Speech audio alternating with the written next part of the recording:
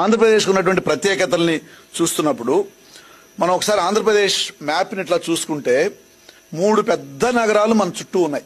హైదరాబాద్, బెంగళూరు, చెన్నై. మూడు వైపులా కుడి ఈస్ట్ వైపు మనకు సముద్రం ఉంది.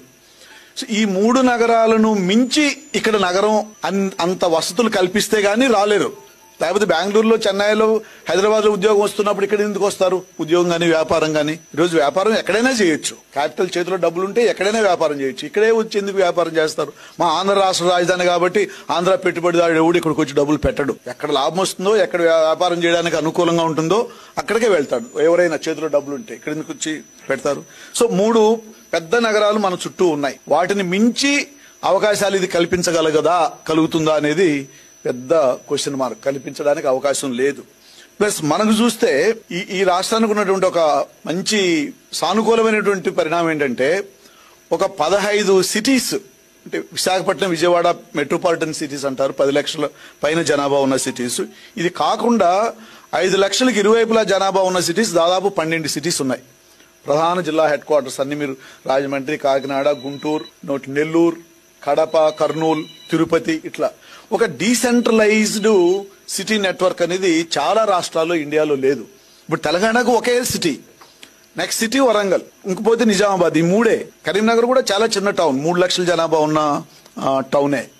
ఆంధ్రప్రదేశ్ కు అదొక పెద్ద అవకాశం. ఒక డీసెంట్రలైజ్డ్ అర్బన్ సిస్టమ్ మంచిగా డెవలప్ చేసుకోవడానికి అవకాశం ఉన్నటువంటి సిటీస్ మనకు చాలా ఉన్నాయి.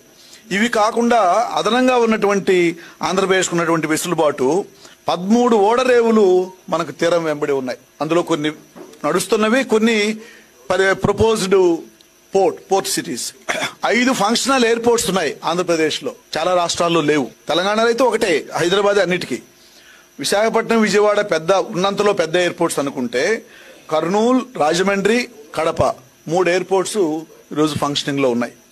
వీటన్నిటిని దృష్టిలో పెట్టుకున్నప్పుడు ఈ ఉన్న వాటిని డెవలప్ చేసుకుంటే సంపద అవే సృష్టిస్తాయి. వాటిలో మౌలిక వసతులు పెంచడము, గవర్నెన్స్ పెంచడము, మున్సిపాలిటీస్, మున్సిపల్ కార్పొరేషన్స్, ఆ పొలిటికల్ కల్చర్, మున్సిపాలిటీ ఫంక్షన్ అయ్యేటువంటి పొలిటికల్ కల్చర్ ని పెరిగితే నీకు ఆటోమేటిక్ గా ఇన్వెస్ట్మెంట్స్ వస్తాయి, చాలా డీసెంట్రలైజ్డ్ ఇన్వెస్ట్మెంట్స్ వస్తాయి. కావాల్సింది అగ్రో ప్రాసెసింగ్ ఇండస్ట్రీస్.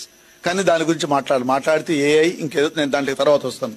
సో ఇంత అవకాశాలు ఉన్నటువంటి ఆంధ్రప్రదేశ్ లో ఒక ప్రధాన నగరం చుట్టూ మొత్తాన్ని ఫస్ట్ మైండ్ సెట్ అది అమరావతిని ఈ స్థాయిలో డెవలప్ చేయకపోతే ఆంధ్రాకు భవిష్యత్తు లేదు అనేటువంటి పద్ధతుల్లో ప్రజల్ని బ్రెయిన్ వాష్ చేయడము, దాన్ని ఏమాత్రం విభేదించినా, విమర్శించినా ఇంక నువ్వు ఆంధ్రాకు వ్యతిరేకివి, లేకపోతే అభివృద్ధి వ్యతిరేకివి, ఇంకొంచెం పైకి వెళ్తే దేశద్రోహివి.